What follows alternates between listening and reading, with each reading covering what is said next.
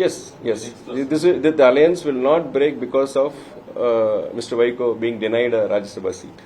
Because as I earlier said, he was offered the cabinet when central minister, not once but thrice. He had denied it, and probably he's a very principled leader, and probably when a politician probably denies or refuses probably a post as high as a cabinet minister's post, that shows his ideals. And in this juncture, if for a Rajya Sabha seat, if probably we probably think otherwise, it would be a grave injustice. Probably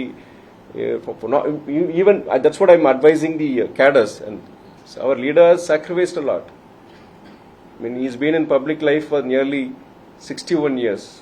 He has been in prison for more than 5 years.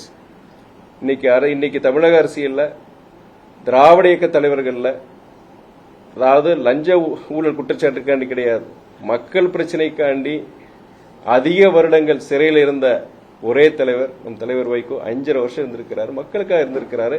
அப்படி பல தியாகங்கள் செஞ்சிருக்கிறாரு. ஒன்றிய அமைச்சர் பதவி 3 தடவை கொடுத்துமே, அதாவது அன்னைக்கு நீங்க டிஃபென்ஸ் பினான்ஸ் தவிர எந்த போர்ட்போலியோ எடுத்துக்கோங்கன்னு சொல்லிட்டு, அது வேற அதுல டிஃபென்ஸ் பினான்ஸ் தவிர எந்த போர்ட்போலியோ எடுத்துக்கோங்கன்னு சொல்லி கொடுக்கும்போது எனக்கு வேண்டான்னு சொல்லி மறுத்தவர்.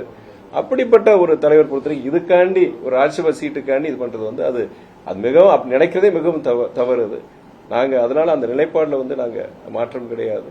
கூட்டணியில் தொடரும். இப்போ சட்டமன்ற தேர்தல் அடுத்து நீ 1 வருஷம் தான் இருக்கு, 1 வருஷம் கூட கிடையாது.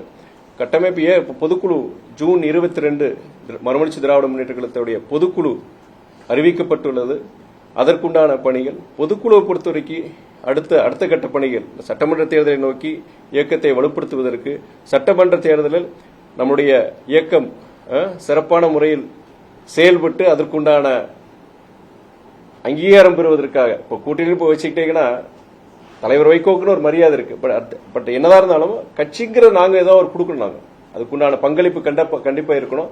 அடுத்து வர காலகட்டங்களில் இனி அந்த இயக்கப்பணிகளை தீவிரப்படுத்துறது, அதே நேரத்தில் பொறுத்த வரைக்கும் எங்கெங்க எங்களுக்கு இயக்கம் வலுவா இருக்கோ, ஓரளவு வலுவா இருக்கோ அந்த மாவட்டங்கள், அந்த சட்டமன்ற தொகுதிகளை அதை அடையாளம் கண்டு அங்கு அரசியல் பணிகளை தீவிரப்படுத்துறது. எங்கள் மறுமலர்ச்சி திமுகவால் கண்டிப்பாக நாம் பலன் பெறுவோம் என்கிற நம்பிக்கை கூட்டணியில் இருக்கணும்.